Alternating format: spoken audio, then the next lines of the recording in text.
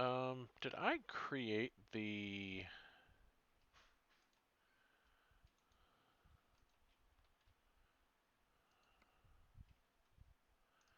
Why am I in a quick change? Quick travel menu here. What the heck was that? Okay. Now I can create the convoy.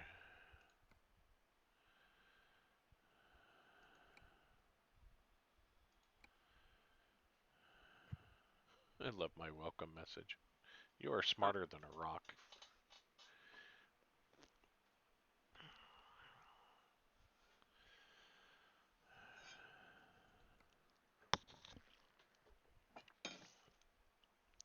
Should be ready to go if you want to join in.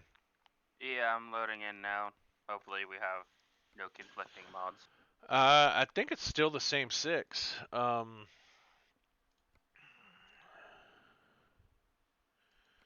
New special transport. Oh yeah, because I added Texas. Had I not been in this since I added Texas? No, Interesting. last time we did, last time you streamed we did Texas, man. Well, I mean under my other account. We played on your big account last time. Well, I don't know what's going on. It could just, I know when I first got the Heavy Haul DLC, it kept on sending me the, oh, look at the new opportunities you have email, so. Yeah. All right, we got one going from, well, I'm not in Newport. Oh, I am in Newport, Oregon. I've got one going from Newport to Barstow. That's pretty much going to be straight down the 5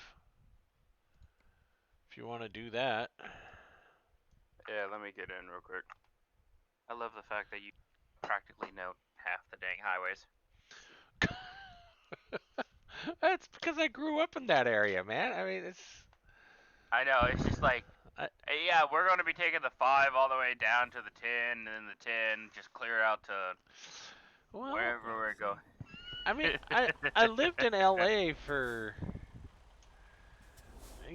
5 years, so it's not like it's Foreign territory. yeah, unknown territory to me, right? Hmm. I wonder what motor I still have on this thing. Um, I know at least on my Kinsworth cab over, I still have the big electric motor. So So, I think I've got the 900 horsepower because this is sounding an awful lot like that Detroit diesel we had. well, there's no way that you can have that because I don't have that mod downloaded. Well, no, that's part of the 700, 600, 700, 800, 900 horsepower engine pack. I don't have that pack. I only have the electric pack. You have to have it because that's what we played with. I wasn't on last time because I wasn't on for that because I had to charge my headset. Remember? Oh my gosh. Okay, so yeah, go into the. No, I'm in your convoy. Everything's working fine. So Well, then you have that pack. or something. I don't know. Do I? Did you not go to the right profile?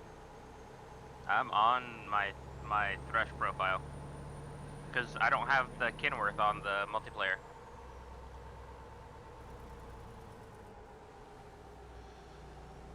All right. Well, then you have the mod because it wouldn't have let you sign Or up if you something. didn't have the mod. So I've accepted a job if you want Where are you going, Newport? to. Yeah, it starts in Newport and goes to Barstow. Yeah, okay. What do you mean my truck's not in a condition to? What happened to my truck? The last time we came in, who knows? With the number of different profiles we play with, who knows what happened where, right? Yeah, it says repair my truck before being allowed to fast travel. I remember us parking the trucks last time and everything being hunky dory. I don't know, dude. I But really just okay, don't cool. know. I mean, I have the gas because I outlast you with gas. On the other profile you do because I've got the Freightliner. I'm on my Peterbilt this time. still think I do. All right, fine. You do. All right, Oh. you win. You win. When does this load have to be there? Tuesday, and it's Sunday.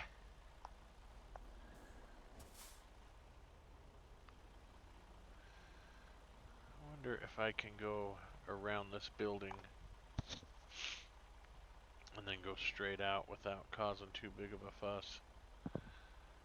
Probably not. Doesn't look like I can. Oh, nice.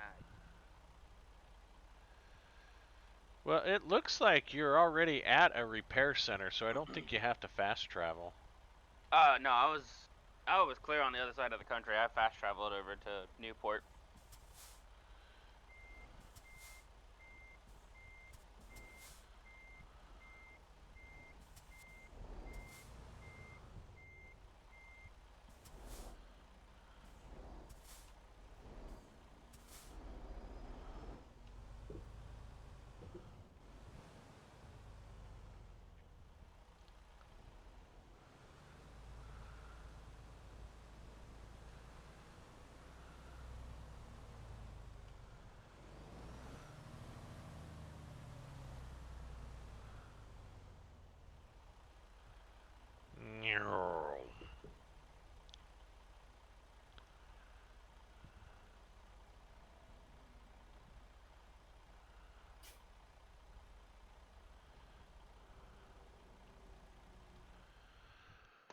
Oh, I haven't gone up to 101 there, have I?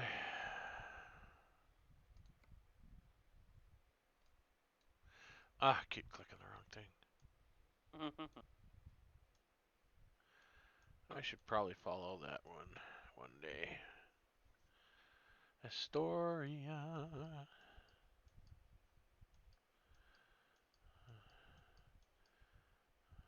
We drove a lot of the 101, didn't we? Mhm.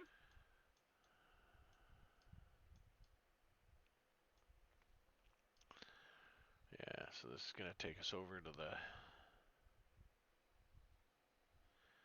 I wonder why it's taking us through Klamath and not through... We're going to stick on the 5, probably because Klamath is slightly shorter.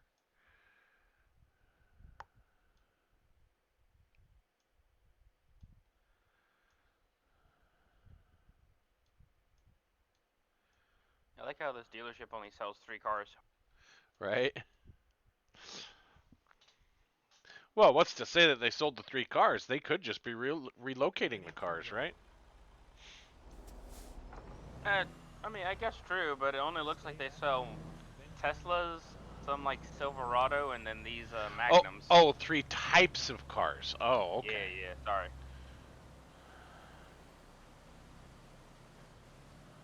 Look, Boston, Massachusetts, 3,365 miles. Why is that? Why?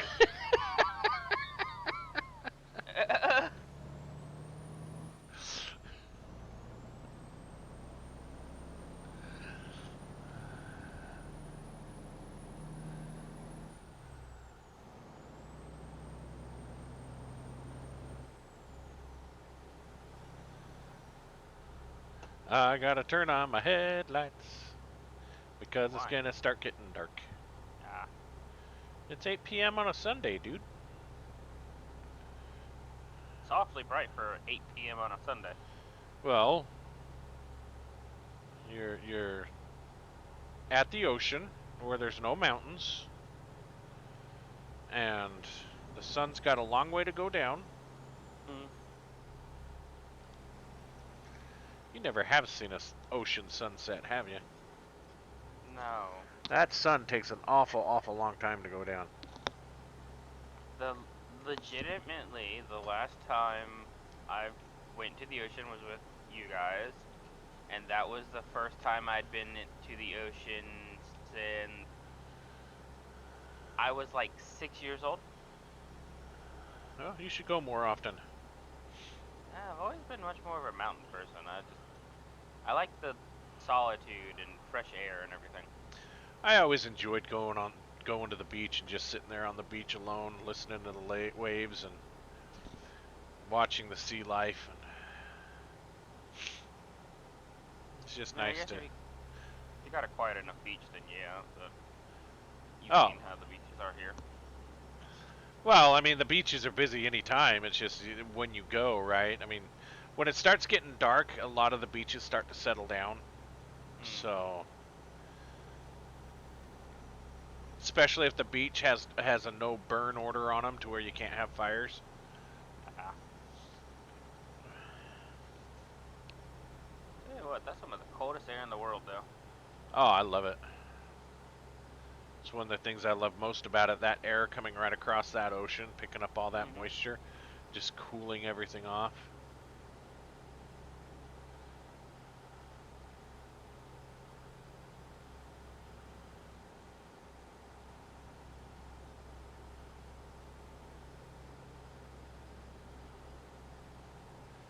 I'm at 62 miles per hour and in 16th gear. Nice. Stay right, then turn right. Turn right. We're turning towards Eugene. Yeah, we're going south.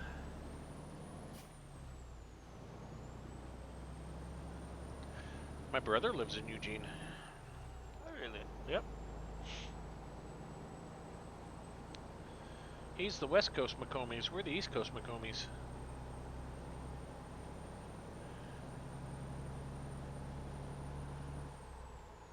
Alright, I'm locked in at 80.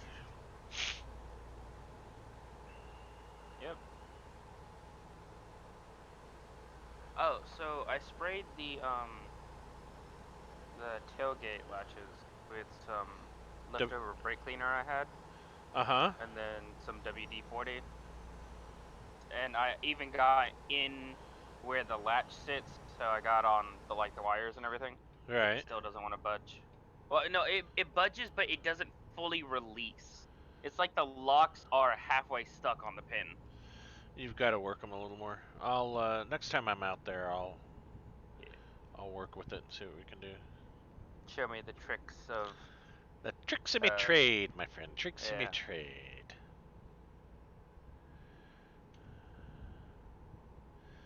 I have 1,913 miles to empty. Nice.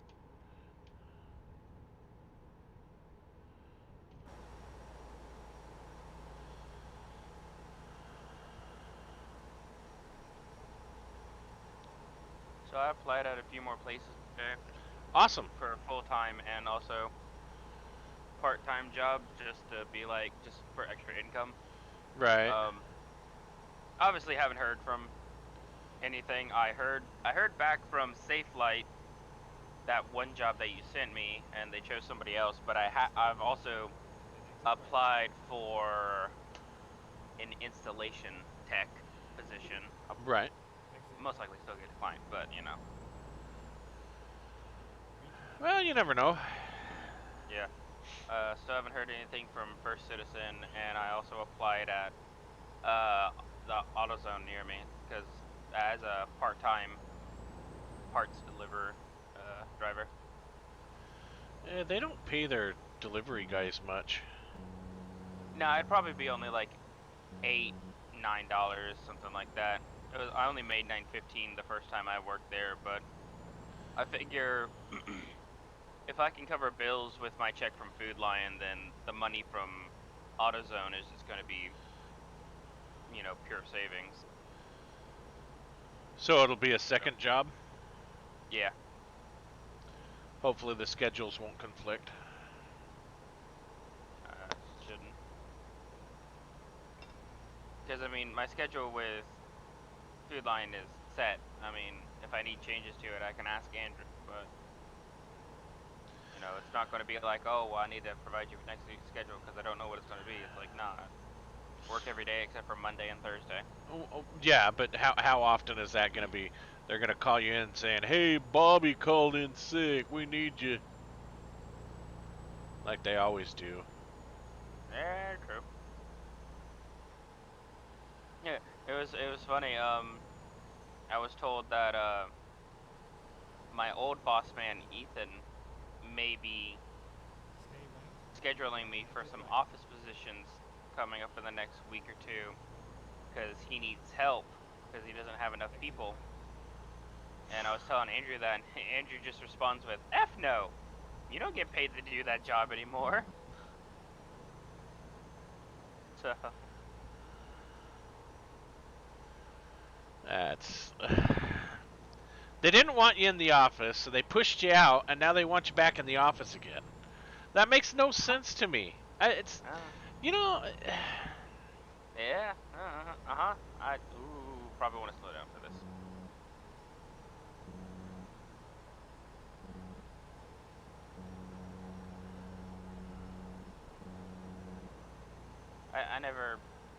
I never said that I understood people.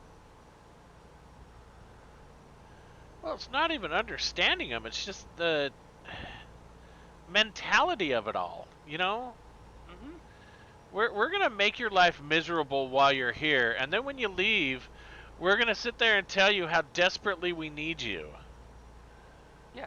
Well, it's, I you mean, know, that's go like ahead. borderline abusive gaslighting mentality, you know? Mm-hmm.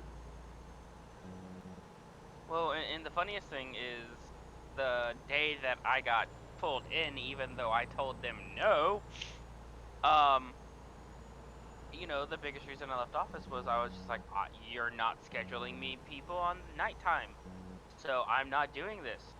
Man, I had an 8 o'clock, a 9 o'clock, and two 10 o'clocks, and then an 11 o'clock. I had so much coverage for that night, and I'm just like, are you joking me? Like, you won't schedule people when I'm there at all, but as soon as that I step down, it's like, oh yeah, no, we start scheduling people. It's like, man. Oh well. Well, maybe nobody wanted to work with you as a manager. I don't know. Mm. Probably because I didn't let them get away with all their Other child BS, right? squabbling. Yeah.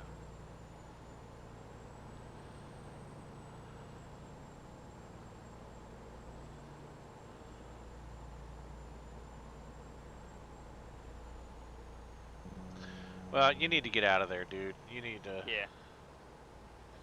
And I mean, AutoZone's probably a good gig part-time until you find something else, but you need to find something perm full-time that gets you out of retail. Oh yeah. Well, that's why I'm hoping to hear back from like First Citizens or some crap like that, man. It's just I don't mind working with money. I enjoy it. It's not hard to do or anything, and it's just, you know, it's that curse of looking horrible on a resume for at least certain jobs. Right.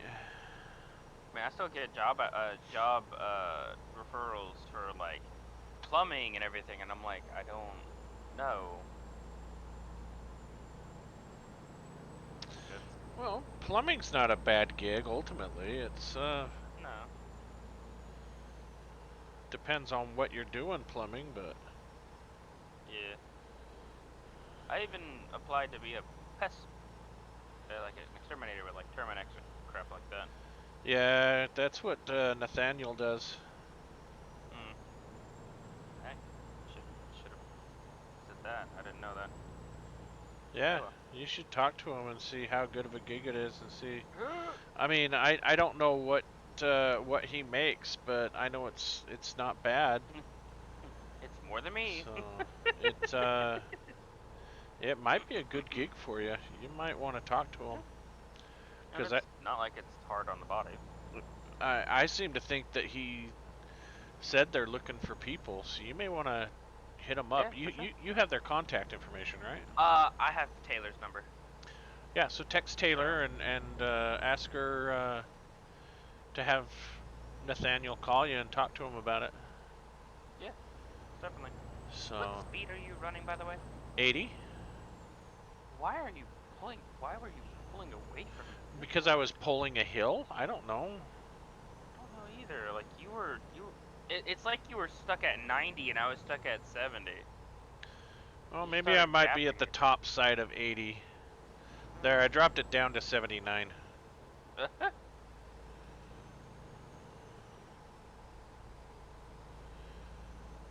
Because I could have been at the top side of 80.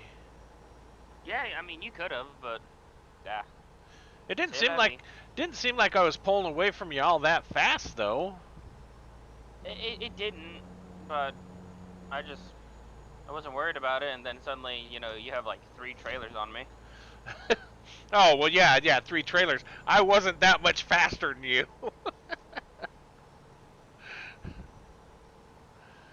Well, like I said, I know for sure I have that hybrid engine in this truck, so I can catch you no problem. Yeah.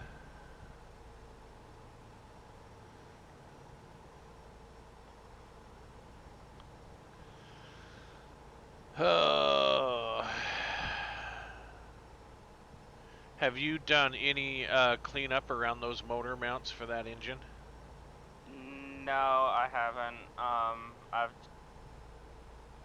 I'll be 100% honest. I've been a bit apprehensive to touch it because I don't know what I don't really know what to do. I don't want to touch anything and then mess it up, and then Well, I've created more work for us than it needs. there's not a whole lot you can mess up. I mean, it's 99% of all that stuff's coming out anyway. I mean, all the Yeah. wires have got to come out. All of the only thing that's not coming out is the Ooh, Dev. Ooh. the only thing that's not coming out is the steering box, right? And the steering rack. Yeah. Never mind. I'll find it. So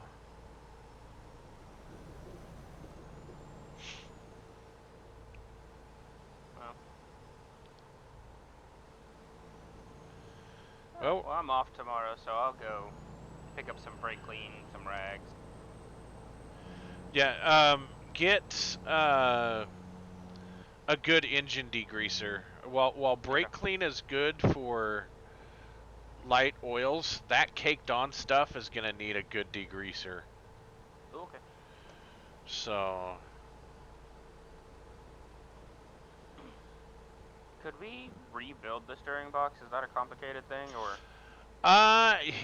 it's been years since I've done it. They're not complex, but if any of the hard parts are really worn, I don't know if I still have a good place to source the parts from. Because I mean, it literally is just a worm gear with a ball inside that turns, right? Yeah. And the rest of it's all just seals. So Yeah. it's a real simple. But if it's not leaking, there's no point to rebuild it. That's really the only reason why you'd want to rebuild it, is if it's leaking. Yeah. So, or if it's got some kind of clog, but it's easy to flush the clog out. Yeah. So you just put some high pressure in there, and we should probably flush the fluid out of it one way or the other. But Yeah. that's saying 50 miles an hour. I probably ought to slow down a bit.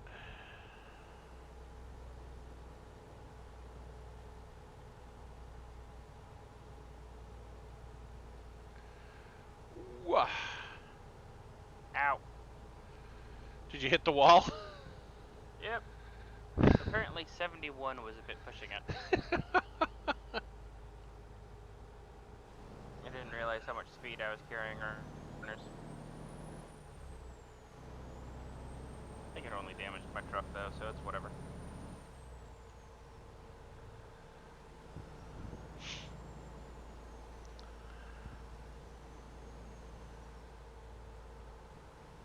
Why are we always doing these loads at night? I don't know, man. And why does the nights feel so much longer than the day? Right?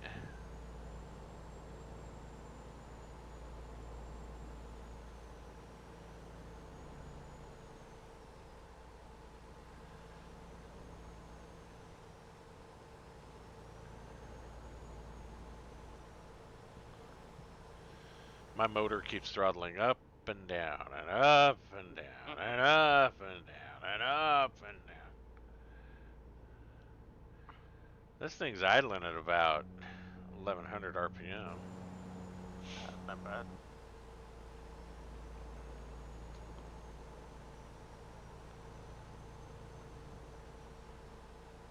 Stay left. stay left. Oh man, I'm tired. I need to Stay left. Get some sleep tonight. yeah, I need to try and sleep tonight.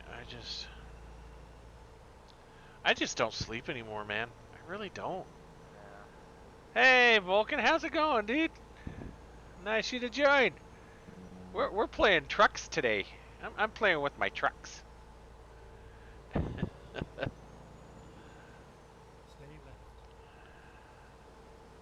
We're driving trucks while hauling trucks while talking about building a truck.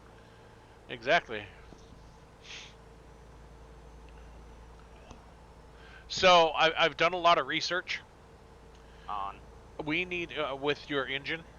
Oh, okay. We need to stick with something that's of the LA or Magnum variety, because anything else, the motor mounts are going to sit almost dead center of the engine block, which would put your engine block too far forward.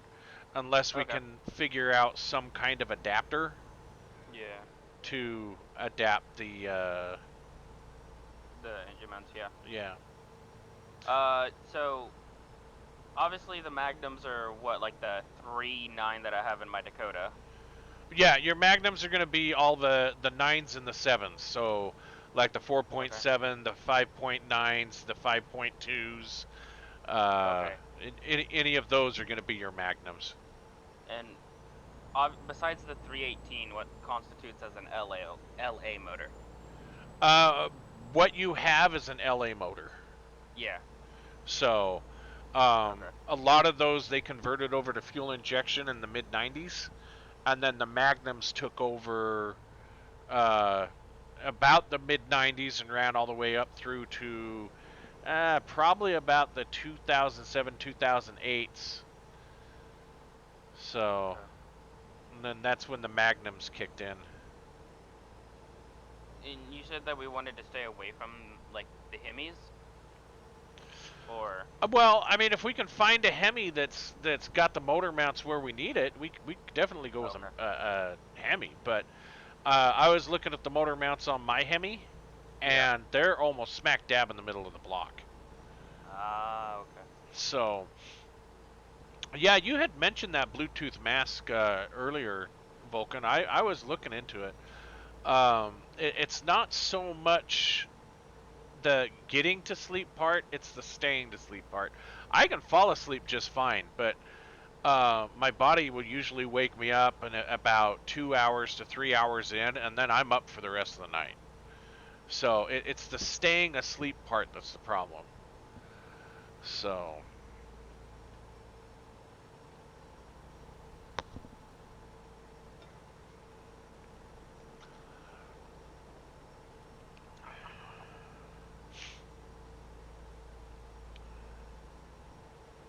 But what I want to do, I want to talk to my neighbor across the street here. He's got that Dakota, or that the Durango. that With Durango. the blown trans, right? Yeah, well, it's yeah, it has a bad motor in it. But I want to Oh, okay. I want to look at that and see where that engine sits, because if that engine sits where I think it sits, we pretty much know what engine we need to look for, right?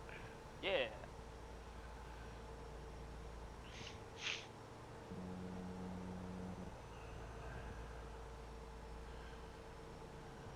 But no, oh, sorry, I said the motor's bad on that. No, the motor's good on that Durango. The motor blew on his black truck that he had. You remember his big pickup truck that he had?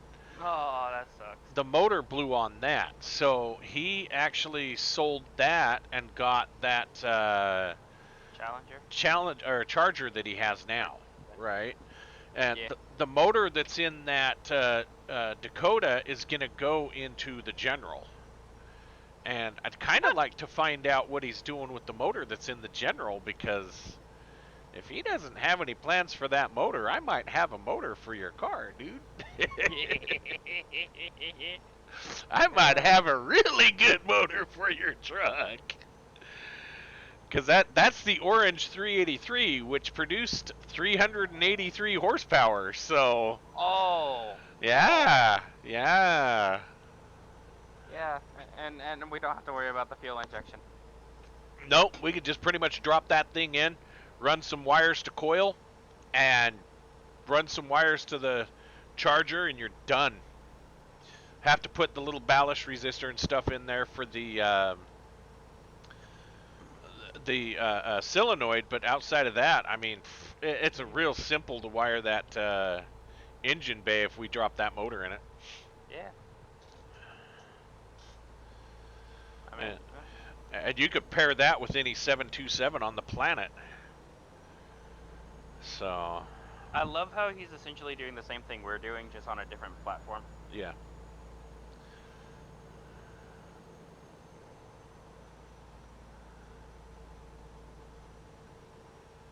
All right, I'll check it out after the stream, Vulcan.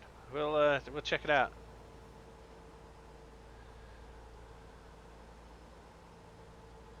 Sent me a leak for a music mashup, so we're gonna check that out. So, otherwise, how you been, Vulcan? You getting along okay? Everything you thawing out up there, up north?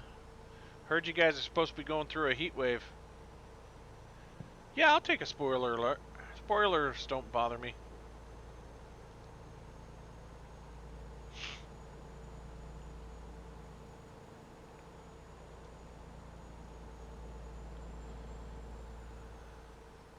We didn't have a winter.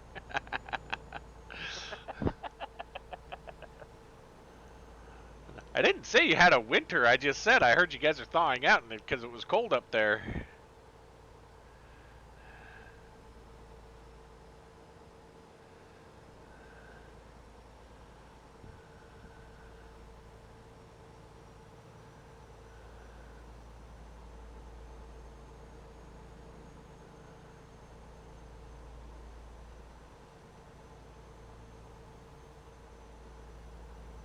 Oh, nice. That should sound really interesting. Now I'm kind of excited to listen to it.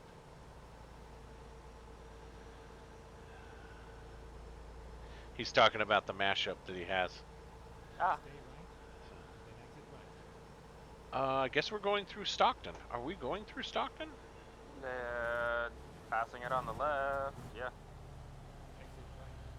Yeah, I guess Why? Stockton would take us down to Barstow, wouldn't it? Mine was keeping me on this until the next exit, then taking a left and getting on the highway on the right. Alright, hold on a second. Let me see where we're at. Cause I think this thing's trying to Do the shift BS me again. again. Oh, that's taking me down the 99 into Bakersfield and then into Barstow. Yeah, that's actually shorter distance. Let's do that. What, mine or yours? The 99. It's gonna shave off about 30 miles.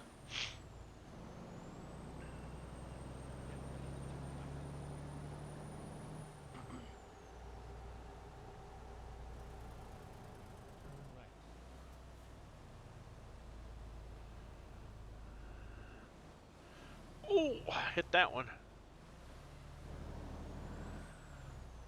Nice. No, I like it when friends send me that kind of stuff, when they send me links to weird, goofy things like that. So, yeah, I'll definitely look it up when I'm done with the stream. That sounds awesome. So,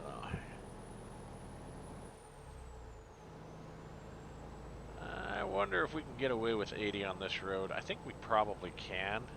Probably. I mean, it's not a freeway, but it's a pretty good highway.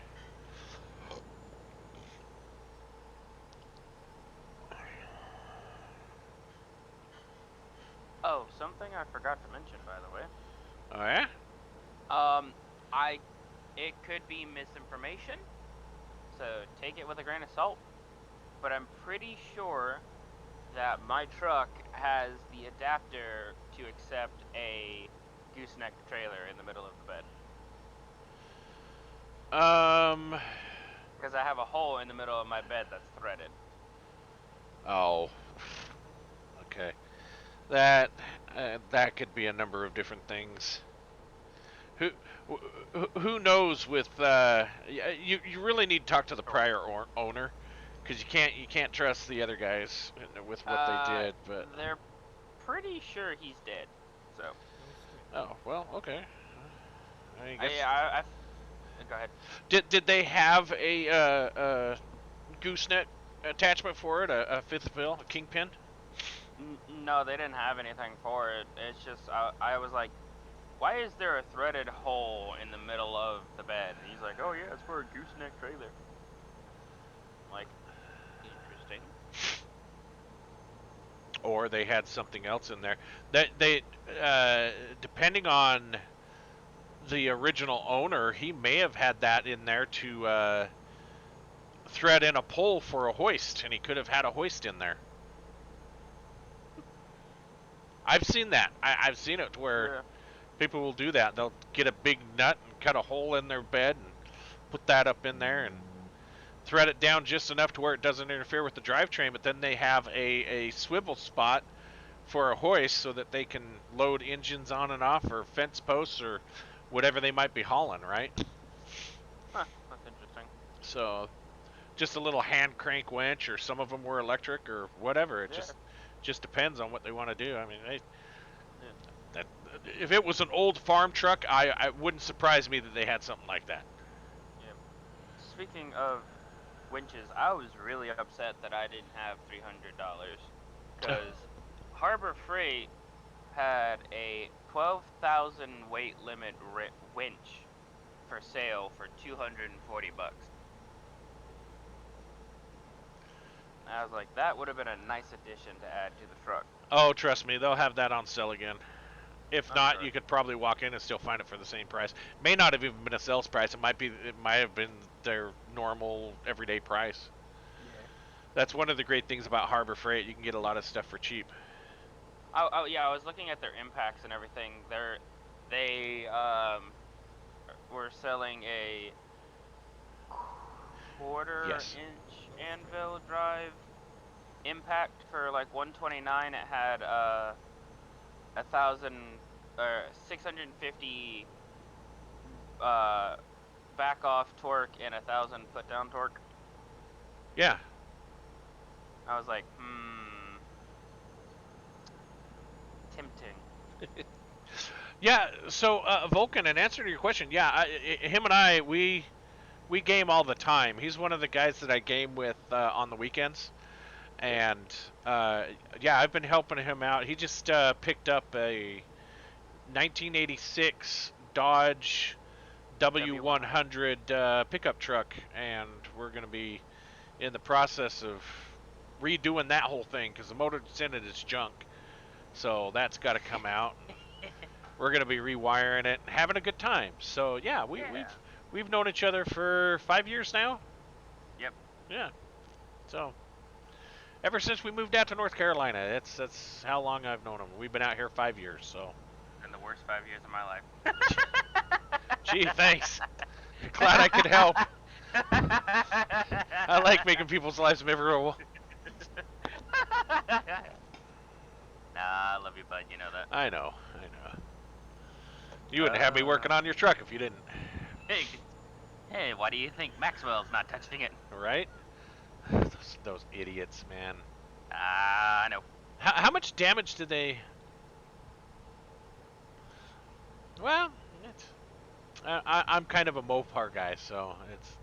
I know there's a lot of people who have had good experiences and bad experiences, and you know, I've pretty much driven them all, and I just like Mopar because of the challenge. That's really why I like it.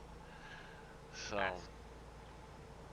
but what was the damage on their Ford truck? I mean, you said he shaved the brake rotors down on it, or Yeah, the driver's side, the so it was two plates. One plate that screwed onto the original hub studs, and then a secondary plate that screwed on with Allen keys that had studs on it for the 5 to 6 adapter. It pulled the threads out of the outside adapter from the Allen keys the way like a Triton motor does with the spark plugs, and it just launched the wheel, and his driver's side rotor just dug straight into the asphalt and ground off like probably a good inch and a half. So it literally wasn't any of the work you did. It was just poor maintenance of their hub. No. It was crappy equipment. It was not the hub. It was the out. So the Allen keys get turned in, which holds the two plates together, and the outside plate has the studs that you then bolt the tire to. So it was the hub That- kit. Yes, and that had stripped out. So Yeah, people I just need to pulled 'em stay off away from and- those hub kits, man. Those. Oh, yeah. like he could have just, I don't know, taken the tires. I mean, they're the same rim size as the ones that he had on the Ranger. So theoretically speaking, he could have just taken those off and went and had the tires swapped. But you know, Well, No straight.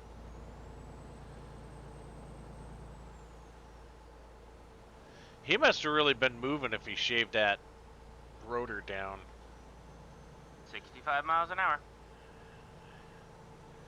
Because usually those Send 'em things to will, usually those things will sit there and keep spinning when they hit the ground. But Yeah, no, I don't know if maybe he found a hole and that just started cutting or what, but that rotor dug and it did not move. It just ground that one spot until there was nothing left. Until, you know, the truck had come to a stop. right. But it sent him to a hospital with bruising and whiplash. I mean, he was lucky considering going from 65 to a dead stop in about 15 feet. In that way, and impacting his chest with a steel steering wheel. What happened to the wheel? Where did that end up at? It damaged the living daylights out of the fender, bounced over the roof of the Ford, and fell into the ditch on the right side of the road. So He it, went and grabbed it and put it in the back of the truck. so it didn't hit anybody then. Nope, just did damage to his vehicle. Good for him. Mm-hmm. The idiot. Yeah.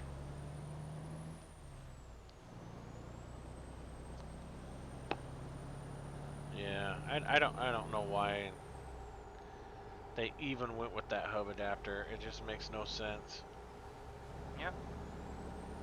Well, you know, he started feeling sketchy about it and everything, and that's why we were looking at it for the tow and everything.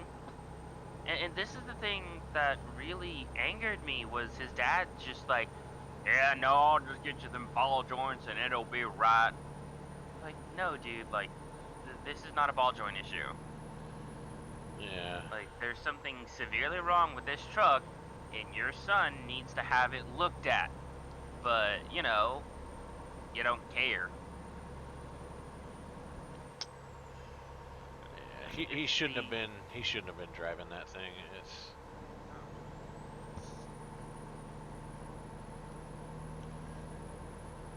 Why did this thing take us through Bakersfield when we're going to Barstow?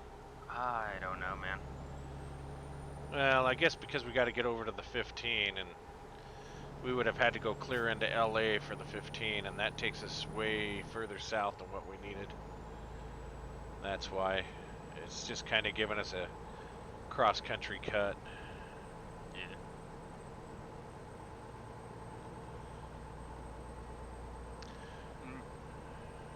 Here comes the tumbleweeds. It really irritates me. They made the tumbleweeds invisible assets because those things are so much fun to hit with your car and just watch them explode. Funnest thing I enjoyed doing when I lived out there in LA was just nailing those things and watching them obliterate into 1,000 pieces.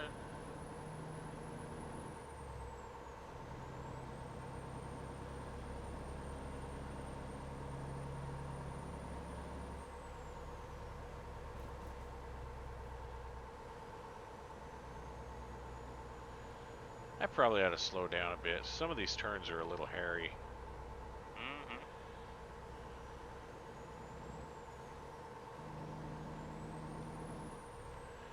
Mm-hmm. Right? Are you referring to the tumbleweed comment, or which one are you saying right about there, Vulcan? Yes.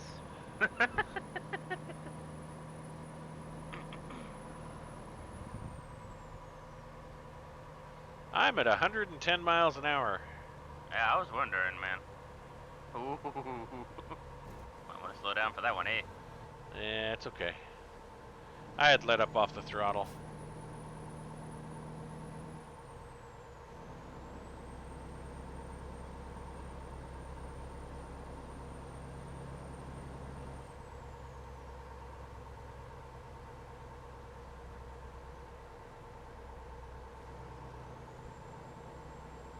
Oh yeah, yeah. No, I, I guess I can't say that most Californians don't know how to drive in snow because they do have ski resorts up around in some of those, like up around Big Bear and stuff like that. But when it comes to weather events, be it rain or snow, for some reason, just the stupidity comes out of them. In Los Angeles, when it's nice and sunny, all the oil and all the grease and everything falls off those cars and gets on those highways. And then when it rains, for the first 10, 15 minutes when it's raining, those roads are nothing but glass because all that oil is just sliding right off. And people still feel like they can drive, 75, 85 miles an hour down the highway and not wreck out. Because, oh, it's just rain. Yeah, but it's rain saturated with oil. What do you think's going to happen? And it's the same with snow. If they get any kind of snow or ice or whatever, they just, yeah, the stupid comes out, and I don't get why people can't make that connection. The last thing you want to do when it just starts raining is continue to drive as fast as you can because all of that oil and grease is just going to sit right on top of that water. It just turns all that stuff into glass.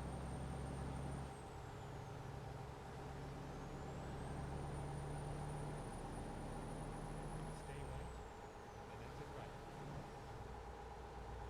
Actually, the last time it rained, I passed a pretty bad wreck on 40, just before the stadium here, because people didn't. Why did it? Never mind. Okay, different GPS location. But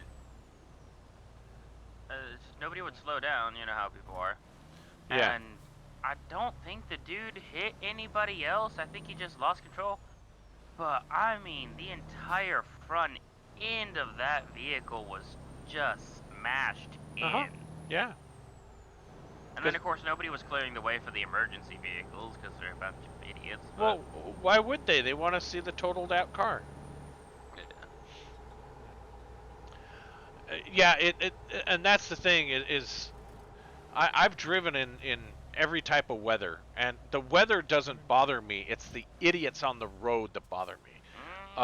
If the road is free and clear, I have no problems driving. But you get that one person who's just a little freaked out by it, and they just become unpredictable. Your route guidance is now finished. Where do they need it?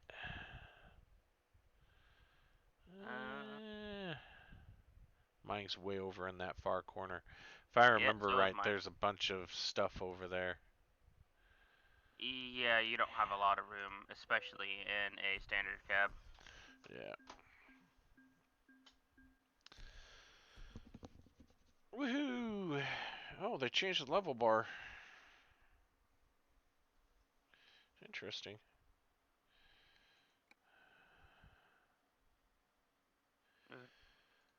Let's see what jobs we have coming out of Barstow here.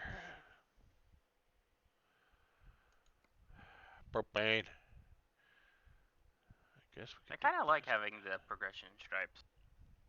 Oh well. Yeah, well, it's okay.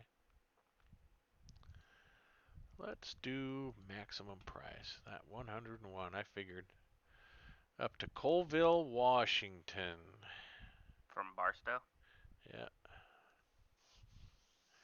Or we could go Barstow to Wichita Falls, Kansas, if you want to do Wichita Falls. I don't care. The one going up to Washington for me is 101. The one going into Wichita is 89. Yeah, let's try the 100.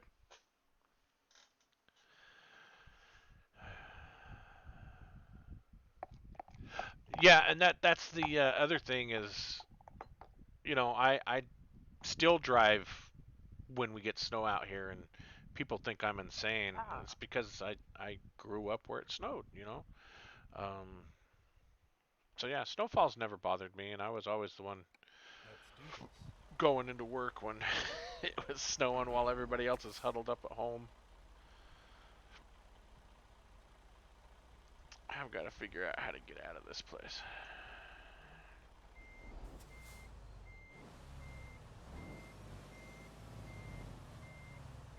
Oh, there we go. Yeah. Yeah, and that's what I say. All the four-wheel drive in the world's not going to help you on slick roads, because you still got to be able to stop the dang thing. And I don't know. Even the people in these all-wheel drive vehicles think that they're invincible with the all-wheel drive, and it's like, hey, you got to stop sometime. And if you can't stop, then what good's all that? I learned to drive with a 1972 Buick LeSabre rear-wheel drive vehicle. Thing was 7,400 pounds. That thing weighed more than Good. your truck, dude. Turn left. Good God. Yeah.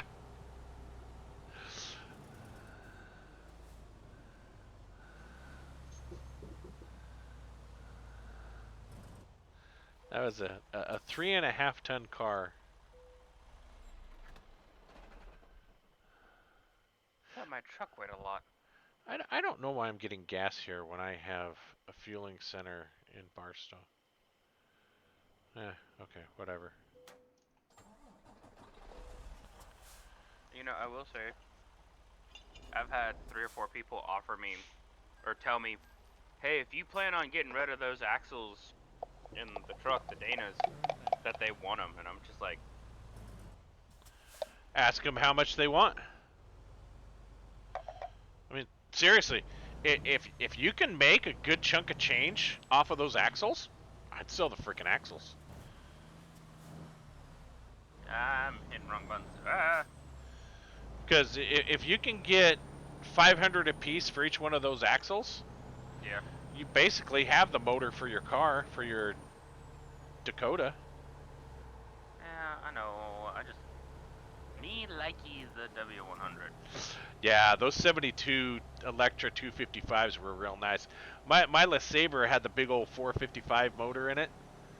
I loved it when those 4 barrels kicked open. You could literally feel the floorboards rattle when that thing would kick open. Loved it. Stay right. My dad would drive that car and get 18 miles to the gallon. Every time I drove it, for some reason, I only got 3. So it's just, you know.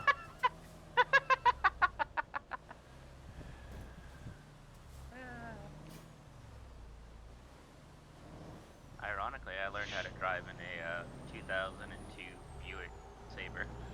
Oh yeah. Yeah, that was what my driving instructor had for the kids. That wouldn't surprise me. It's It was a nice driving car. I mean, in all This honesty. is where it ends. you know what they say about the Buick line of cars, right? Mm, They're the poor man's Cadillac. Yep, poor man's Cadillac, exactly. Time to hit the road.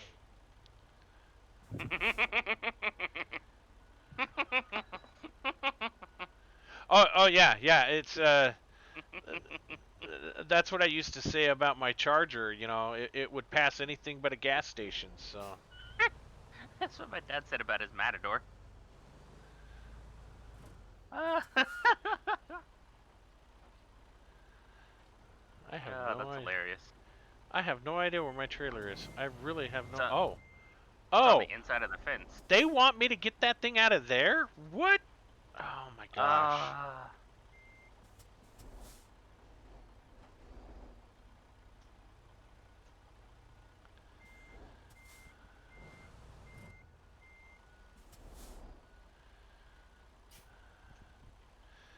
Yeah, this is not going to be a good one, Dev. Yeah, but my 72 LeSabre, it was a good cruiser. I liked getting that thing out on the highway and just letting it roll.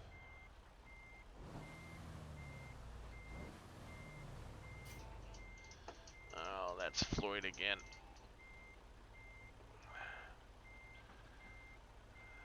He's loving that Steam Deck.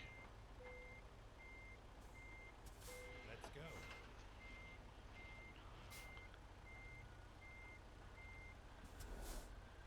Yeah, exactly. No, those big blocks, man, that was where I really learned how to just love big block engines, man. They just being able to rattle your teeth when you hit the gas is something special with those. Dev, take that low path when you come around the bend. Take the low path? Yep. I don't know if I can. Well, the boom of this backhoe will not clear one of the pipes on the high road. Nice. Oh, this is stupid.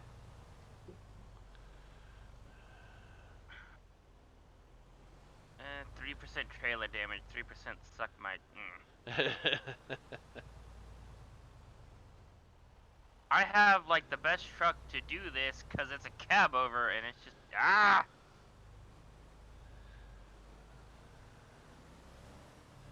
Alright, well, I'm out. Hey, Floyd, how you doing? Just saw your phone call, man. Are you watching me on your Steam Deck?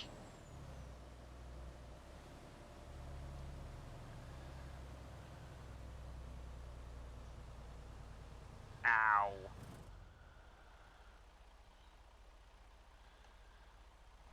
That hurt.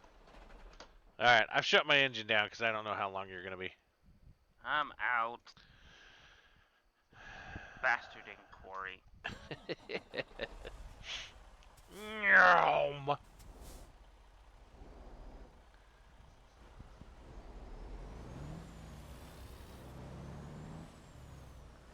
Yeah, you and your big 3,000 horsepower engine. Turn left.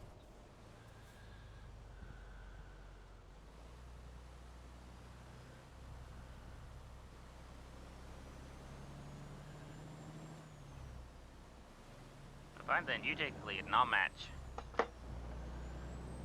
You got girl mud flaps. Oh, yeah. Stay left. I don't even know if... Is that just how the skin is, or did you actually get those mud flaps on it? This was something that came. It It was one of the options with this Freightliner. So it's part of the Or model? the skin with. Yeah. Yeah, because I can't get neat mud flaps like that. I really think they need to have like a mud flap kit for this thing, right? Yeah. Because, I mean, hardly anybody ever kept factory mud flaps on their trucks. Oh, no. Well, that's because they'd get torn up so quick. Yeah.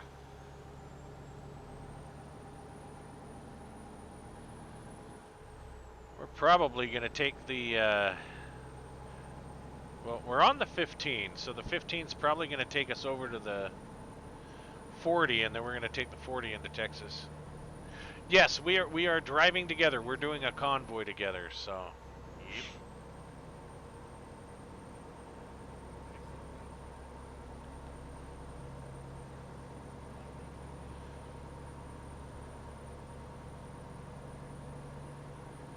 Oh, 101. What am I doing here? It's not paying attention. I'm really not. Yeah, we're coming up to the 40. I would take the exit for Kingsman.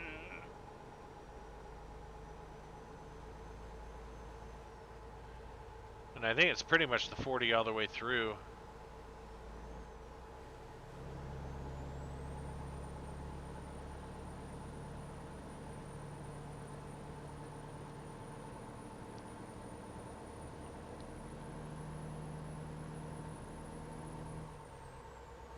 Yeah, they could have gone the boom on that to lay flat. I mean, this big of a trailer, they could have extended it outwards. Well, the roads seem empty because we've turned traffic off, and we've turned fines off, and we've turned the sleep mode off. So it's pretty much just a cruise and go. So Makes for a nice time to shut off the brain. yeah, it's one of those relaxing things to do after a hard day, right?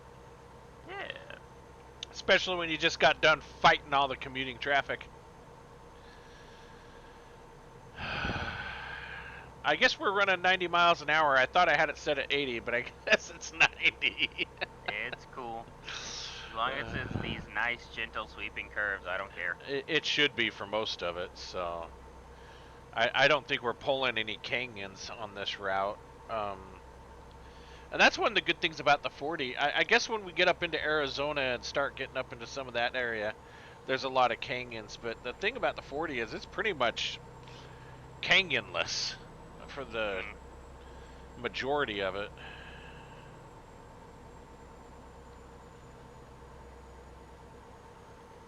Was that a crop duster? Yes. Okay. I was like, what is this small, like... A small engine plane I'm that's hearing? about ready to fly into you? Yeah, that's a crop duster. Could also just be California Highway Patrol, because they fly around in airplanes and helicopters and clock people on the road. Then they radio ahead to places like this and say, go get them, right? So they have that much of a stick up there. Well, I mean, you know, it's Southern California. They got a lot of things.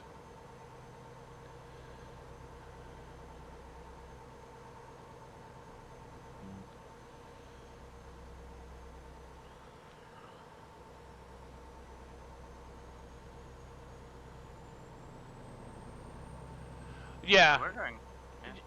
The 10 was the other option, but I knew that because of where we're going to the top half of Texas, so we were going to be on the 40. So. I thought this was taking us to Washington. No. I opted to go with the Texas one. Ah, okay. So I thought it was a better load. Yeah. We've been up into Washington so many times. I want to go to Texas. I want to play with the new thing. That's right. I want to play with my new toys. How I felt. What every man says on his wedding night. I want to play with my new toy.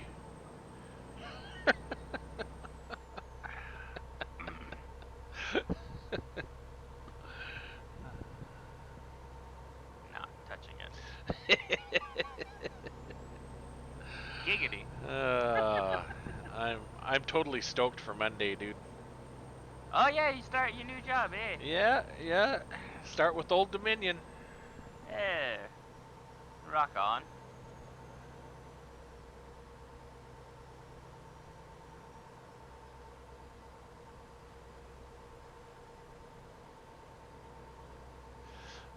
Well, and that's exactly why. Yeah, thank you very much.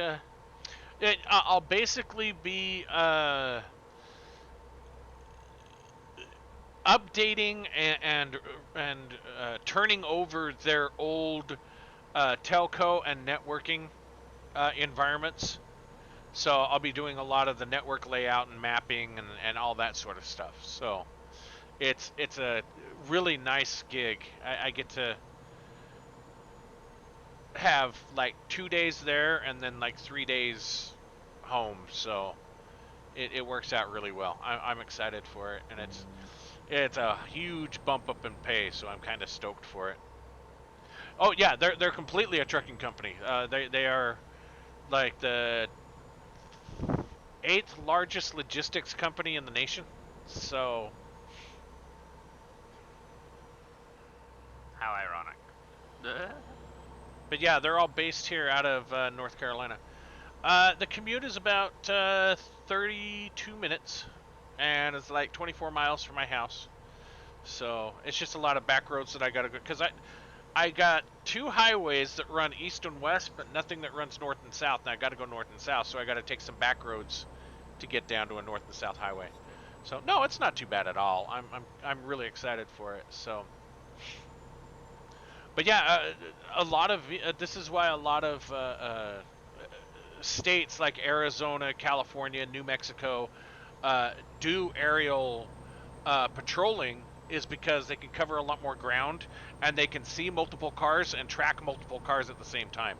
Um, in fact, California has a couple of planes that have optic lenses on the bottom, and they can track up to, I think, 300 cars simultaneously to get their speed and mileage. It's pretty cool. Speaking of, why are we turning? Because my GPS is telling me to. It's gonna run me down through this little town here. That's okay, I haven't marked off any of these roads anyway, so it's good for my mark off. Okay. Stay left, then turn left. Turn left.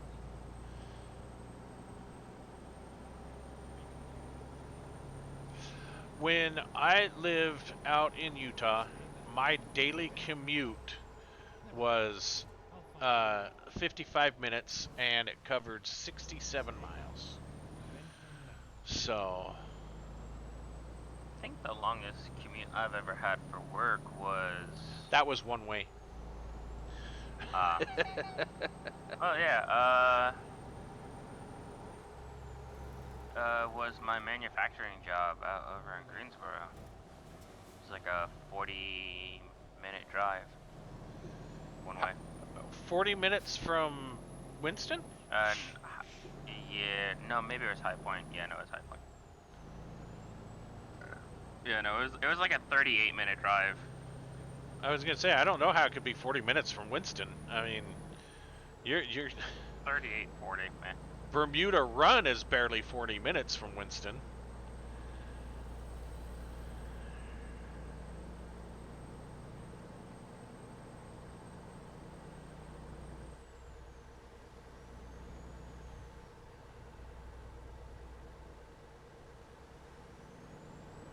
Did you see the new drone that the military is now introducing? Which one? I want to say it's a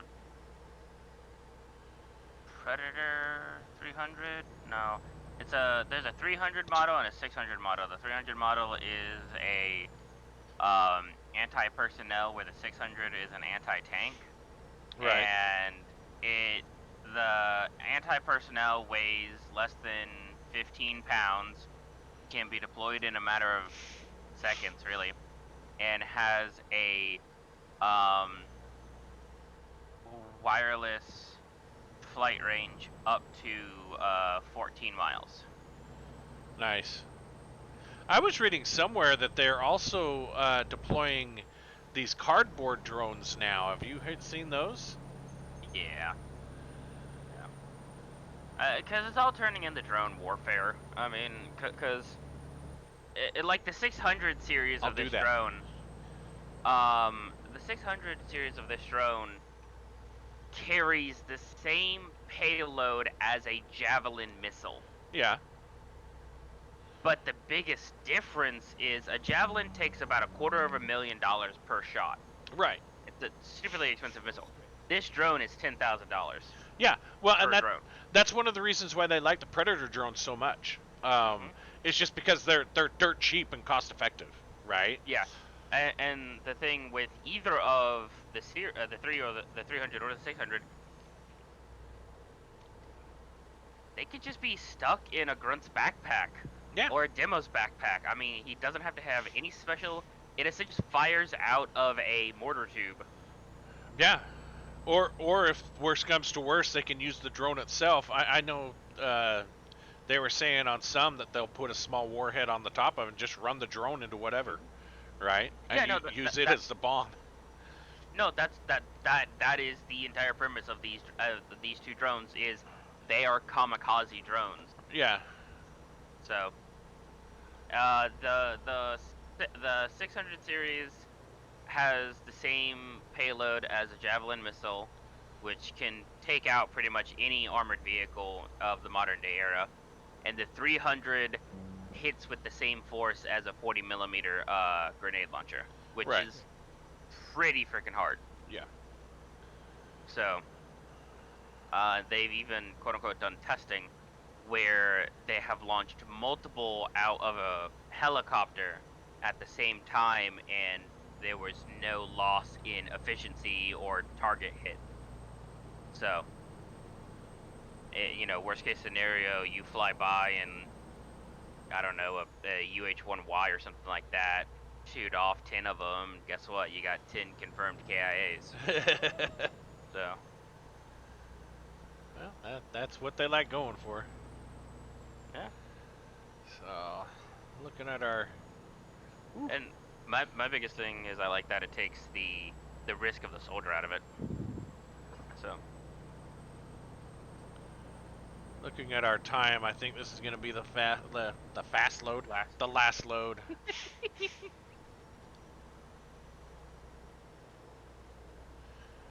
Flagstaff to Phoenix. No, but the scariest thing I will say about the 600 series is they've noted that it can even severely damage and possibly sink certain naval vessels, which that's the scary one. Like, a tank is one thing, but tanks have weak top armor. That's why they are covered in what is it? Explosive reactive armor. Yeah. The packages. But still, they're weak on the top, or you hit them in the engine and that's just it. Done. It's effectively destroyed. Well, they're weak on the top and the bottom. Oh So, yeah, but it's easier to hit the top than it is the bottom. Yeah. Well, that's why you have anti-tank mines. Yeah. But something that could be carried by an everyday grunt, being able to take out something like a PT boat or possibly upwards of like a light cruiser or something like that, dude, that is terrifying. Uh-huh.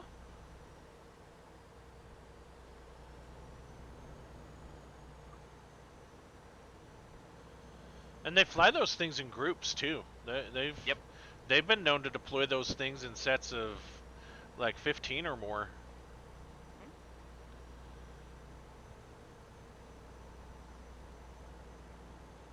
No, and I've even seen drone footage from like the Ukraine and stuff being used in like Kiev, where they just strap a grenade to it and then they catch a T. What are the Russians using now? A T-72, I think it is. Something like Catch that. them lacking and drop a grenade down the hatch, and the next thing you know, ammo cooks off because the T-72 uses an autoloader. Yep. That's why they get those tanks to look so small, is because it uses an auto-loading system.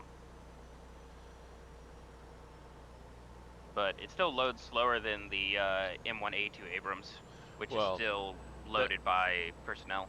Yeah, but that tank in and of itself is still one of the most difficult tanks to compete with. Oh yeah. I mean, Well, it's go ahead. It is a phenomenal piece of equipment compared to what the rest of the world has. Yeah. Well, it's why everybody in NATO has the exact same design. I mean, compare a Leopard 2, a Challenger 2, and an M1A2 Abrams. Is the exact same tank running the exact same 120 millimeter Royal Ordnance cannon, firing APS.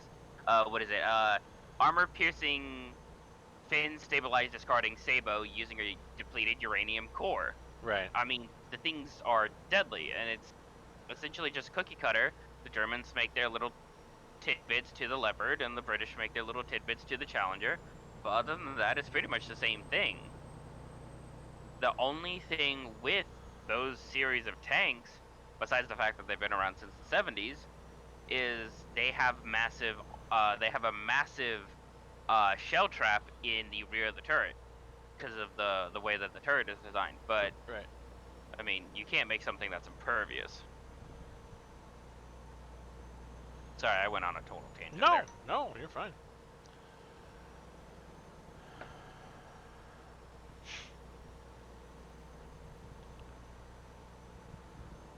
You know a lot of that stuff. I don't follow Yeah. all that stuff that close. But, you know, I go off tangents like that when we talk about computers. So it's, you know. True that. And I'm sitting here like, what's a kernel? Like, when do we start talking about corn? Well, you know, when we start talking about Linux, you get really lost. You keep up with us okay with Windows, but as soon as we start talking Linux, you just, I mean, I can just see the static hit your face at that moment. It's just, I have no idea what he's talking about. What's a grub? What's this gnome they keep talking about? A gnome belongs in the garden. I don't know. Just nod your head. Just nod your head and follow. Smile away, boys. Smile and wave. Smile and wave. Ah. Yeah. That reminds me of it was a tank meme, but it's what's one way to confuse somebody that doesn't know? Is your buddy a geek too? Yes, very much so, just in a different manner. He's a history geek. He likes anything military and history. Yeah. So that's where he spends a lot of his time. But it was a meme, and it was like, how do you confuse somebody who knows nothing about armor, or rather shell variants? No strength. And it starts off real simple. I personally don't, Vulcan. I'm very much based in facts and like plausible outcomes and stuff like that. And so when I start getting into sci-fi, I'm just like, that wouldn't work the way it was, like it should, or anything like that. I mean, it's still fun to watch stuff like Star Trek or Firefly or Star Wars, stuff like that, but not something I pay close enough attention to. I mean, Dev knows more than I do. Yeah, when it gets into the space stuff and sci-fi, I'm way more better than he is. Yeah. Especially with how the physics in space actually work. Because that's one thing sci-fi has always gotten wrong, is how space physics work. You're in a vacuum that has no gravity. You can do whatever you want. Well, no, that's not even true. No. So. It still follows what, like Newton's third law or whatever like that is. Mass times velocity equals, mass times velocity equals impact. Yeah, and an object in motion will stay in motion, right? So, and that was the one thing. The only one that came close to it, I think, I want to say it was. I don't think it was. I want to say it was Andromeda, but they actually had a more realistic space battle in Andromeda than I think any other sci-fi program has. But you know, the thing about space is that you could be going in one direction, and you could rotate your craft and still continue that direction, right? Yeah. Unless you start producing reverse thrust.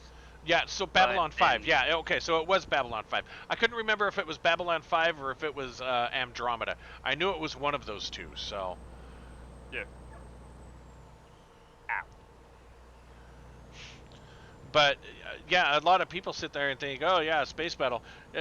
A lot of these space battles, they model after normal dogfights, right? But a space battle would be absolutely nothing like that. Your ability to change vector through thrust and everything else is entirely different, right? Unless, of course, you have RCS or thrusters all around your craft to, you know, help you change lateral direction and horizontal and vertical and pretty much give you six-dimensional. Yeah, you have 360 degrees up there. You have the XYZ axis up there, right? and it's not only 360 in a sphere, but it's yeah. The other one, a video game was real good with that too. If you want to have real life flying physics, Descent is a great one for that too. It was a game that came out in the late 90s, early 2000s that had really good space physics. But yeah, Kerbal is the same way. Kerbal comes really close. There's still a few things Kerbal gets incorrect, but they're spot on for the majority of it. So One game I've seen that I think, don't take my word for it because I know nothing, does a decent job of space physics is that Space Engineers game, since they've continued updating it and everything. yeah, Space Engineer. It's been years since I've done anything with Space Engineer, but yeah, they've got a lot of good physics on that too.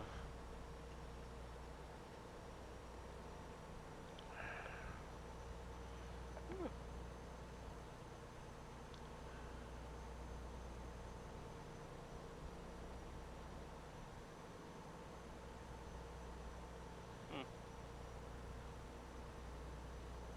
Yeah.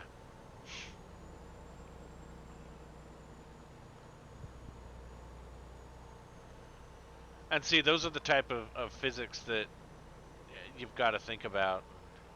Hmm. As nice as Star Trek is and Star Wars, there are just a lot of things that. Well, and that's the thing. That's the thing, right? It can be said for any fandom, anything. Science fiction, military history, whatever. When you start putting the interest into learning how things actually work, you start noticing all the flaws. Like one movie that I've watched countless times. It is a fantastic movie. Don't get me wrong, but it gets a few things wrong. Is Saving Private Ryan with Tom Hanks. Yes. Fantastic movie. Yeah, I remember people talking about how there were a lot of things just completely wrong in that film. The biggest one that I will speak upon, and it's only because this is my area, is when the tiger comes busting through the wall when they're in the city. An American GI picks up a Panzerfaust or a Panzer Fist. It's a disposable shaped charge explosive device, and he shoots at the very front of the tiger. Even the early tigers, the Tiger H's, the Henschels, they had about 93 inches of frontal armor, which vastly outmatched anything that anybody else had. And the Panzerfaust wasn't made to go against its own tanks. It was made against against Americans, which at that time, by the time the Tigers were first introduced in like 1940, it was like 43, 44. The biggest thing the Americans had was the M4A3E2, the Sherman Jumbo, which only had an extra 30 millimeters of frontal armor welded to it, so it made roughly 70 millimeters, sloped back at like a 55-degree angle. So it still just was easily penetrated with a shaped charge. Essentially, the thing fired HESH, which is high explosive squash head. But Yeah. what that guy said. No, I mean I know the basics of the Sherman and the Tiger tanks, and I mean the Tiger tank was a game changer for the war. It really was. Yeah. So. Oh yeah, and the issue with it though, it was such a big game changer though. Yeah. If they hadn't introduced it and they had stayed with their Panzer IV series, then there would have never been a need for a bigger gun, and therefore supplies never would have been a less thought about issue, because they started doing the Tigers and the Panthers, and then the Tiger 2s and the Panther 2s, the Jagdpanzers, all these other variants of tanks and everything, and started using up all the steel. Meanwhile, the biggest tank the Americans ever produced during World War II was the frickin' what was it? The M24 Pershing with a 90 millimeter cannon, which would go straight through the front of a Tiger firing armor-piercing composite rigid. Right. But that's the biggest tank that the Americans ever made, and then the British. They tried the Excelsior program, which did not work because of the Leland engine that they put in it. Excelsior. Yeah, which then also trashed. I see. That's the thing, right? They made the Churchill 4. They put this multi-fuel Leland engine in it, and it just didn't have the power to weight ratio. So they put it in the Excelsior, which was a bigger version of the Churchill, and then they put it into the Black Prince, which is an even bigger version, still using the same engine.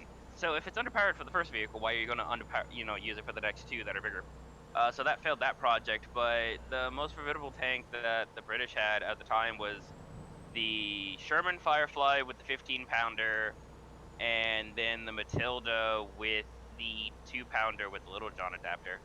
I mean, Well, it wasn't so much that they knew it wasn't going to be underpowered. It was more Yeah. of what they could What do we have? source. What? yeah, And that's what they could source at the time. That's all they had, right?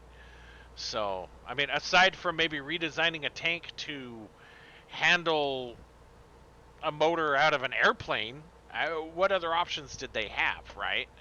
which they did. The Cromwell was fitted with the Merlin engine. It had horrible reverse gears, but it was one of the fastest things they ever produced.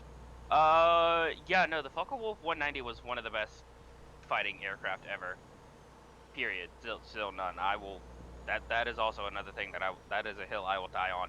Don't get me wrong, the P-47 Mustangs are great, and the Japanese Zeros are nimble as hell, but, pardon my French, but the Focke-Wulf 190s are fantastic, hard-turning fighters with, if I remember correctly, they had 20mm Hispanos in them. And they were pretty much just, I mean, you could blow entire wings off those things and they'd still stay flying. You know, they were just, they were stable as all get out. You couldn't bring them down without a lot of effort. Yeah. Meanwhile, you look at a American airplane the wrong way and it falls apart. I don't know, those A-10s, they're, Okay, we're talking World War II. well, I know, I know, but I'm just saying, no, in World War II, yeah, a lot of those American planes were, but they were rushed, right? Yeah. The designs and the building of them was rushed because of the war. Yeah, But you got to figure, for as rushed as those things were, they were a magnificent performing vehicles, right? Yeah. Especially seeing as how the most testing they went through was in combat. Yeah. That was their. It's like the world is our beta tester. Yay! Yeah. One thing that I find funny, and if you ever put time into researching it, is the three major countries that produced military vehicles, being Britain, Germany, and America. You very much see what their design philosophy is, and it's hilarious. Right. British, they were not worried about, they were like, all right, we're defending our homeland. We don't care about being fast. We just want to be the best armored so nobody could hurt us. Right. The Germans had to have absolute perfection. Good armor, good gun, good speed, period. The Americans, on the other hand, really pulled the, well, if we put more guns on it, then that makes it more better. Or let's put the biggest gun on the smallest tank and see how well it goes. Bigger boom makes for nice explosion. Yeah, and then the Russians are the Russians, because I don't Yes. like the Russians. Well, I was going to say something and now I lost my train of thought because I had to try and keep my vehicle from rolling over. Oh, and it was such a good comment too. You ever notice how your brain remembers that you forgot something but can't remember what it was that you forgot? Yeah. Yeah. I mean, I typically start going over the conversation I was having when I try and remember. Well, that's what I'm trying to do, but you know. Yeah, we were talking about Russian tanks, and you said big gun equal better boom, and Yeah, but there's something else I was gonna say about that before, and I can't. Oh. Okay, I remember now. So the reason why the Brits wanted to armor the crap out of everything is because that's what they knew. I Yep. mean, the knights of the days gone by, you couldn't beat them Yeah. because Yeah. they had such fantastic armor. Yep. Staying And also, not to mention the fact that they were one of the first people to ever produce a tank. Yeah. That. Not just tank, but mobile artillery. Yeah, that too. Have you ever heard the story of Prince? I think it was Henry the Fourth. Have you ever heard him? The story of how he reacted when he first saw the Mark IV for World War One. Funniest thing ever. So the Mark IV, for World War One was a trench crawler, and inside this tank held 17 men, and it had full 360-degree tracks around, tracks that encompass the entire length of the vehicle. Right. So no matter how the vehicle sat, it could still run. And it showed its impressiveness of being able to go across trenches by climbing a real steep hill, but it didn't have any suspension in it. So when it got to the very precipice of this hill, it came crashing down with all 30 tons of it. And it rolled down the hill, and then they stopped it, and the men got out and saluted, and that was the end of the demonstration. And the thing that shocked King Henry the most was the fact that only 4 men were standing outside of the tank. He thought it was impressive how only 4 men could operate this massive machine. Meanwhile, on the inside of the machine, the rest of the 17 men are laying unconscious because they bumped the living daylights out of their head. Vulcan was talking about submarines. Let's talk about submarines, huh? I don't know much on naval, actually, besides the fact that I would never I'll step inside one if it's on dry dock, but past that, nah, I'm good. That's terrifying. You don't like watery coffins? No. And I don't know much for the Cold War, but I remember in World War II, man, the Germans, they were one of the best when it came to that. Well, because subs weren't commonplace. No. I mean, you got to figure subs have always been experimented with clear back. I mean, even back in the the Revolutionary War, they were using basic type of subs, right? Yeah. But I mean, they'd never been used on a grand scale like they were in World War II. Yeah, and So. German. I mean, you never want to praise somebody for what they did. That's fair. But the carrier is technically safer, quote unquote. And it's something that I thought recently is being a history buff or a historian is knowing the difference between glorifying the action of somebody did and merely teaching about them. Right. Because I think anybody hands down will tell you who had the best control over being below the waves. That would have went straight to the Germans, because the Japanese didn't have much, the Americans didn't have much. I know, but you do take the carrier out typically first in a strike mission, and then it's the destroyers, and then it's the light cruisers, and then you tickle the battleship if you can. But typically you try and stay away from that. The thing is, though, is with a sub, you only have so many shots before they're gonna find you and wipe you out. That first one typically is a dead giveaway. Yeah. They launch 1, maybe 2 torpedoes, and then everybody's like, they're over there, and they're gunning for you at that point, and the whole fleet just starts circling you. Yeah. And subs were super easy to sink, unfortunately. Like, you didn't even have to actually damage the hull. I mean, depth charges, they did damage, yeah, but 9 times out of 10, the thing that caused the most harm to submarine crews with depth charges was merely just the pressure wave. Well, not and the yeah, actual explosion. that's the whole point behind it, right? Yeah. That's exactly what those charges are for. Is Mhm. to, even if they could get a small crack or something in that hole, what damage could it do? Because you change that pressure a little bit inside that thing, yeah, people's Yeah, ears are gonna and you're start messing with popping. stuff. They're gonna start getting sick, right? Mhm. So yeah, I mean, you could incapacitate a crew real easy just by concussion waves, because Yeah. it just echoes in that tube, you know. Mhm. So Uh, Vulcan, there's a real interesting dude on YouTube who covers naval stuff. His name is Drakenfell, and he did a series I watched on the Long Lance torpedoes. And something that he covered I found quite interesting that you don't hear a lot about is the fact that everybody knows that the Japanese military strategy was very much suicidal, but something that wasn't super documented was the fact that they had actually invested time into turning those long lance torpedoes and even the Mark IV long lances into manned torpedoes to do suicide missions with. And that's something that he covered and something that it's a real interesting listen.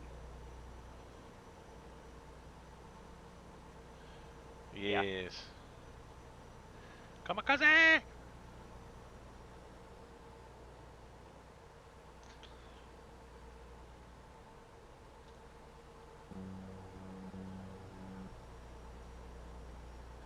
Yeah, I mean, there's something to be said fighting to the death, but there's also something to be said fighting to your death. Yeah, I'll go down swinging any day of the week, but I'm not I'm not going to openly kill myself. Like there's a difference there.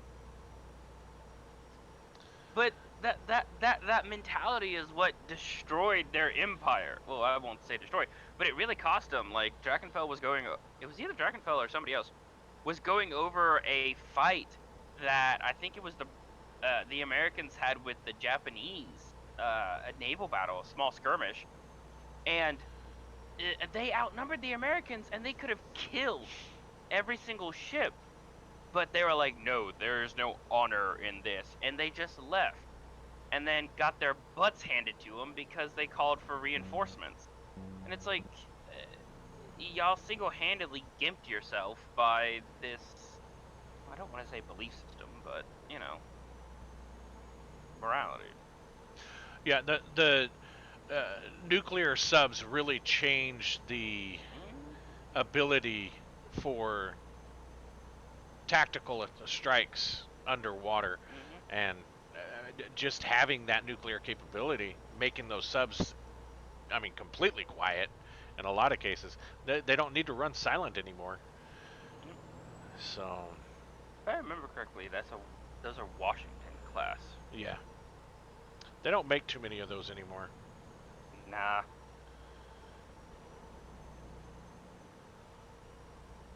Here's a fun fact. The only living dreadnought still in existence actually is the USS Texas. Yep. No stick.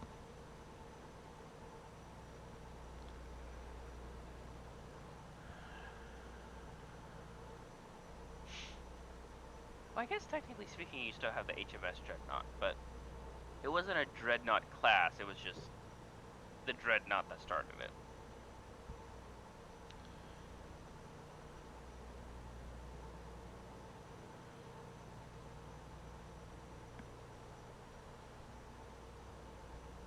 Nah, there's a dude on TikTok and YouTube called the Fat Electrician who is like me, and he tells all these absolutely insane stories of military.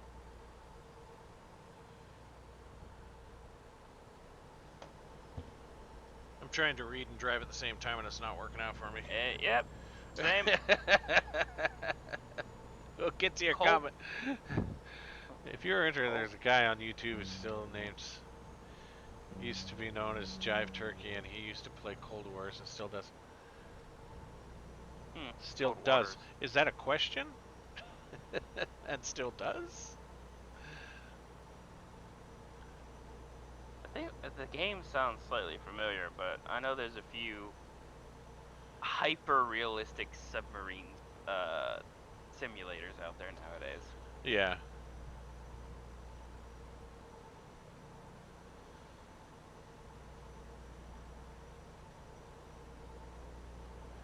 Wichita Falls. Have you listened to Dan Carlin's Hardcore History? No, sir. Well, you should. I've never seen the history of the world either, but you know. Well, that's because it's a Mel Brooks film, and you're never big on Mel Brooks, so. I mean, I loved I loved Mad Max, but that's really about it. Mad Max wasn't by Mel Brooks. Oh, that was oh, who played? You don't understand the movie History of the World, do you? No, I don't. Yeah, what's wrong with you? I think the only Mel Brooks film he's really seen is Men in Tights and Spaceballs. I've only seen Spaceballs. You haven't even seen Men in Tights? No. You uncultured swine. If it's not history or something like that, I typically don't watch movies. I mean, heck, I think the last non-history related movie I watched was freaking It, the remake of the It series. So then how did you ever see Spaceballs? Because that's completely non-history related. I didn't Men say in- I never watch them. Men in Tights is more history related than Spaceballs. Yeah, I know of Blazing Saddles. I've never seen it. Young Frankenstein, no idea. Silent movie, not a clue. No, like I watched movies, yeah, but it's just if it's if it's something like, hey, you should go watch this movie. If it's not typically history related, I'm just like, All over now. I mean, I'll check it out, but I can't guarantee anything. But he's been trying for 5 years now. Yeah, I try. He doesn't. When we don't get time to sit and watch movies a lot. No. So, alrighty.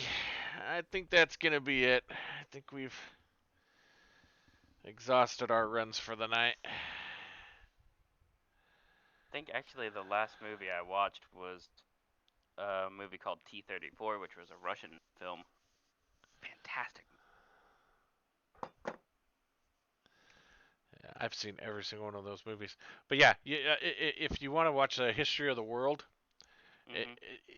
it's got some accurate history of the world, but it really doesn't contain much history of the world. No, I am not that person. I don't know how to. No, pronounce their name. he is another person that I know. Um, uh, my dad actually knew him before I did, and I just got to know him after a while. But yeah, him and I still converse from time to time. I'm now his new computer tech since my dad passed away. So, but yeah, I sold him a Steam Deck, and he's real excited about that, and has been using that, and is having a good time. So, alrighty, guys, I appreciate everybody joining. Tomorrow is Random Game Thursday. Don't know what the random game is yet because I even had a hard time deciding what I was going to play tonight. So we will see. But join us tomorrow, and I appreciate everybody joining. Have a good night. Later.